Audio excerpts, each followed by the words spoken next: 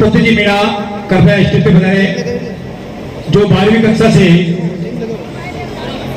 92% से आगे है, कृपया उनका स्वागत हमारे महानिरीक्षक जी द्वारा आपका। आज हमारे बीच में मुख्य अतिथि के रूप में आए, मैं आपका दिल से आभार व्यक्त करते हुए हार्दिक अभिनंदन करना चाहूँगा, स्वागत करना चाहूँगा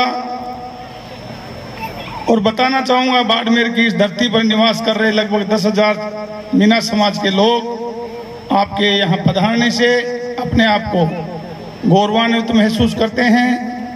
मैं भी इस बाड़मेर जिले में विगत करीब 20 वर्ष से समाज के साथ जुड़कर व्यापार के क्षेत्र में माननीय किशन लाल जी जुड़ा हुआ हूँ।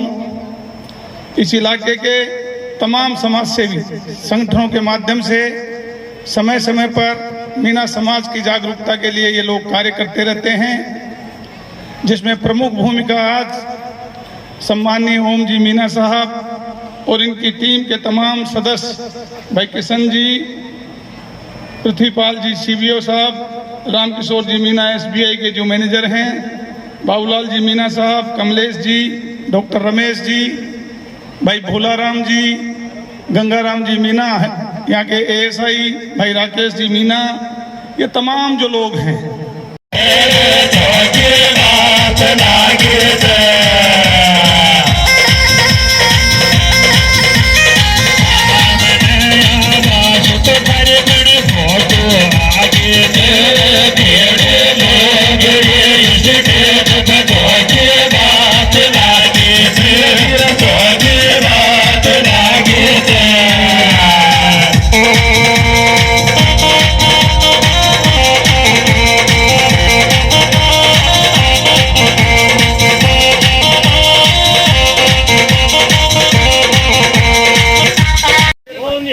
कि अध्यक्ष साहब क्या विचार है मीना मिलन समारोह करवाने का है कि नहीं।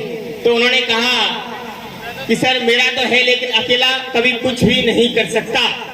मैंने उनसे सवाल किया मैं कि सर आपको इस सिवाना की धरती में सेवा देते हुए कितने वर्ष हो गए। उन्होंने कहा कि सर मेरे को 29 वर्ष इस सिवाना की धरती पे हो गए हैं, अगले साल मेरा रिटायरमेंट है। फिर उन्होंने कहा कि मैं जैसा कि बाड़मेर में देखता हूँ, राजस्थान के कई क्षेत्रों में देखता हूँ और जिलों में देखता हूँ। पुत्र जी मेरा कृपया स्टेज पे बनाए। जो 12वीं कक्षा से 92% से आगे है, कृपया उनका स्वागत हमारे महानिरीक्षक जी द्वारा आपका। रोजगार फ्रांस में चला गया, अपन खरबों रुपए के इलेक्ट्रॉनिक आइटम चीन से खरीद रहे हैं, तो हमारा खरबों रुपए का रोजगार कहाँ जा रहा है? चीन में जा रहा है। अभी आप लोगों ने इतिहास में पढ़ा होगा कि 1905 में आंदोलन चला था, स्वदेशी अपनाओ और विदेशी वस्तुओं का बहिष्कार करो। फिर वही आंदोलन 2020 में चलता है, स्वदेशी अपनाओ और विदेशी वस्तुओं का बहिष्कार करो। तो ये हमको समझने के लिए मजबूर होना पड़ता है कि ऐसी हमें क्या कमियां है आज़ादी के 75 साल बाद भी, और उस आंदोलन के करीब 115-20 साल बाद भी हम उसी आंदोलन पे चल रहे हैं। अब बहुत सारे लोग क्या कहते हैं, अगर भाई हमारी शिक्षा व्यवस्था खराब है, लेकिन ये बात झूठी है। अपने बच्चे वही पढ़ाई कर रहे हैं जो रूस के, चीन के, फ्रांस के, यूक्रेन के बच्चे पढ़ रहे हैं। इसको कैसे समझ सकते हैं? जैसे अपना कोई बच्चा 12वीं क्लास में है और उस बच्चे के पास बायोलॉजी साइंस है और उस बच्चे का यहाँ नीट में सिलेक्शन नहीं हो पा रहा, तो वही बच्चा चीन में, रूस में, यूक्रेन में, कजाकिस्तान में जाके एमबीबीएस कर रहा कि नहीं कर रहा? अगर 12th क्लास में एक जैसा नहीं पढ़ा होता तो क्या वहां जाके डॉक्टरी कर लेता? सिर्फ पैसे के बल पर नहीं करना है, वहां पर पढ़ना भी पड़ता है। तो इसका समाधान क्या हो? इस देश का इतिहास अपना देख रखा है, भविष्य कैसे उज्जवल हो और वर्तमान पीढ़ी कैसे सुख पाए, तो उसका समाधान इस विचारधारा में दे दिया भाई कैसा समाज होना चाहिए। क्योंकि हर कोई समाज से आ रहा है। अब समाज में तो बेईमानी हो, हम सोचे भाई पुलिस वाले ईमानदार बन जाए, तो ये संभव नहीं है। हम चुनाव के टाइम तो नेता से पैसे ले लें और फिर कहे भाई तुम 5 साल तक ईमानदार रह लेना, तो क्या ये संभव है?